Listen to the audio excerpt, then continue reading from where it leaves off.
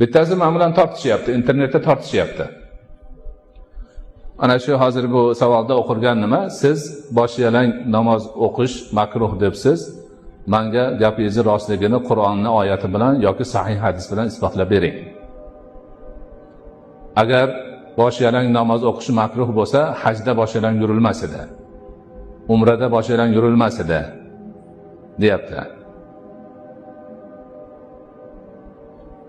Keyin men aytdim, to'g'ri, lekin hajda, umrada bosh yalang yurishni o'zi ibodat. U ko'rsatmalar bilan kelgan. Lekin Rasululloh akram alayhisolatu vassalam, sahobalar, tobiinlar va o'tgan ulamolarni, fuqarolarni hammalaridan birortasi oddiy holatda bosh yalang namoz o'qiganini birov ko'rgani yo'q. Mana shundan hujjat kelgan. Shu bilan birga haligindek bosh yalang namoz o'qisa namozi qabul bo'lmaydi degan gap ham yo'q. Makruh va beodoblik degan ma'no nima? Taqrim bor.